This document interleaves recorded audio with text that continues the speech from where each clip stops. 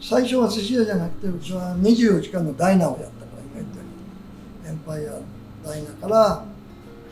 下ろしてた時に知り合ったシェフを引き抜いてっていうか、彼が一緒にやりたいってこ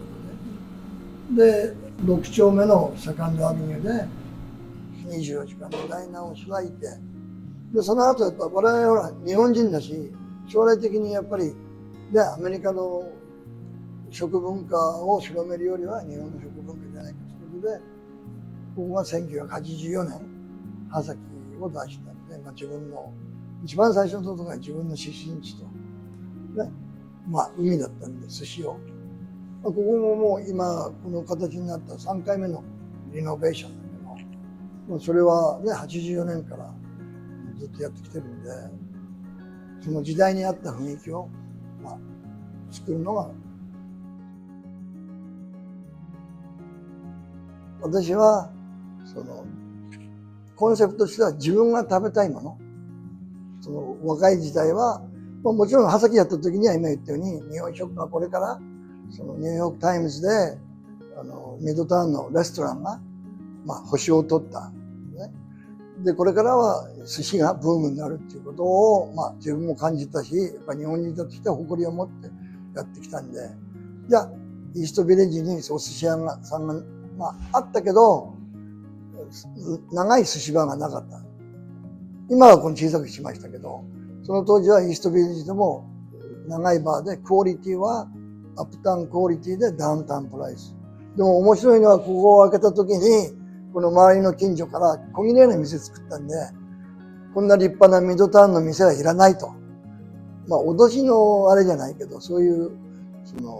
意見もいただいたんだけど、私はもう自分が住んでるイーストビレッジだし、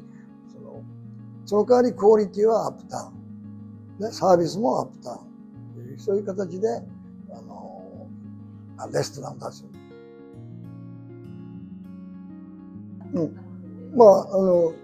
うちの店来れば蕎麦屋に来れば分かるように、蕎麦屋作った時にはやっぱり神田の藪とか、ね、いろんな蕎麦屋さん全部見て、で小上がりにはできないから靴脱ぐの大変なんで、それに似たようなベンチでやるような形とか、その代わり蕎麦は日本の蕎麦よりも出汁を取るのは鰹節の出汁と、最後に花鰹で匂いをつけたりね、昆布もちゃんと日本からだから、ちゃんとした基本でアメリカのその人に合わせるんじゃなくて、こっちから日本食ってものはこうなんだっていうのを教えるっていうか、こっちから提供して、それをエデュケーション、逆にお客さんにエデュケーションしていかないと、全然ぐるぐる回って違った形のものができちゃうから。だから原点主義って私よく言うんだけど、基本っていうものはちゃんと守りつつ、もちろん微調整はありますよ。アジャストメントってのはこれは違うわけだから、もう素材も全部日本から同じものを持ってきてるわけじゃないんで、それをちゃんと自分がやっぱりこの地元ではっきり言われる。もちろん日本行ったら寿司屋でもモダンでやれるけど、やっぱりニューヨークに来たら、うちの会社のモットーは Enjoy Japan without airfare っていうね、飛行機代をかけないで日本に行かなくても日本を楽しめる。一旦葉崎に来て寿司を食べて、もちろんいろんな寿司屋がありますよ。うちに来た時に、こういうのがあるんだ。で、自分が日本に興味を湧いて、だから結局、その旅行会社泣かせじゃないんですよ。まずはニューヨークで全然知らない日本に行ったこともない、日本に行きたく考えてもなかった人が来た時に、興味を湧いてもらうっていうのがうちのモットー。Enjoy Japan without air。成功はやっぱり失敗があったからこそ成功すると思うし、ね、人間のさっきで波長じゃないけど、ビジネスでも何でも頂点に達した時が一番気をつけない。山登りでもそうでしょ。自分が山登って頂点に行って、大体皆さん亡くなるのは山登って達成したな、その下山の時に必ず事故が起きるわけ、ね、だビジネスもそうなの。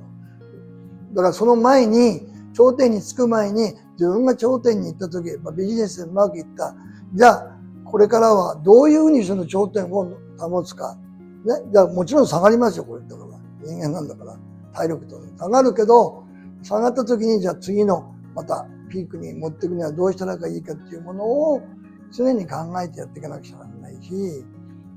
だから失敗したのはもちろんいろんな業態もこの場所が大好きでユニバーシティのところで結構広くてコンセプトもいいし、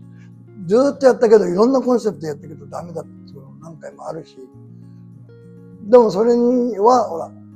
今言ったように失敗は成功のもとだから、失敗があったから今度じゃあ今残ってるとことかにパンデミックもいい話、パンデミックがあったけどもちろんうち5店舗ぐらい閉めたけどね、今立ち直ってきて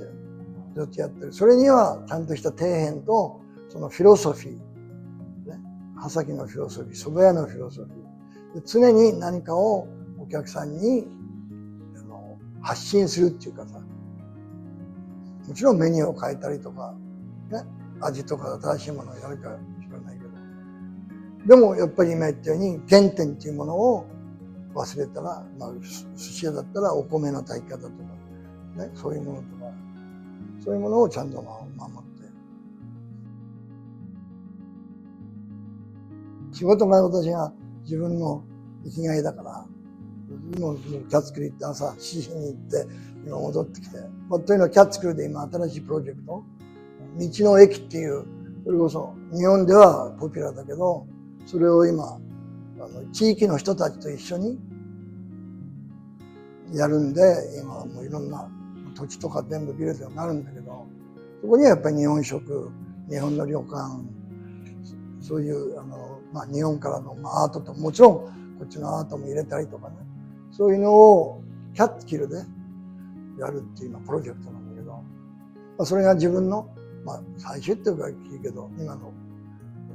全体的なプロジェクトを、私、日本人じゃないよ。日本人いないよ、スタッフって。全部こっちの人と一緒に今やろうとしてるんで。私は長くアメリカに住んでるっていうことだけで、自分の経験しか話せませんけど、やはりこれからやっぱり日本からもっともっとですね、その YouTube とか Instagram で経験するんじゃなくて、実際にニューヨークに来て、日本のことわざじゃないですけど、百聞は一見にしかずで、やっぱり自分で見て確かめて、そのいろんな最近のツールを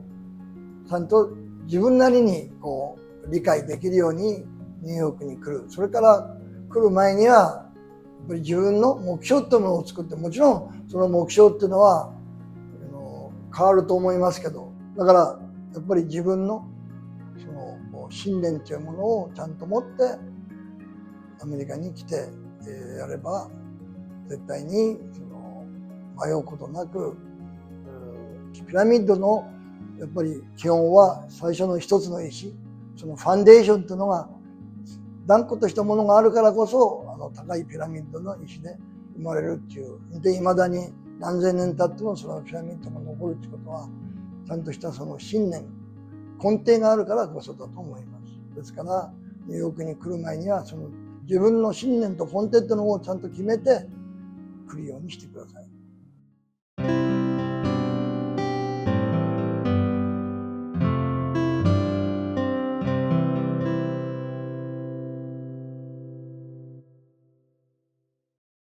リログループ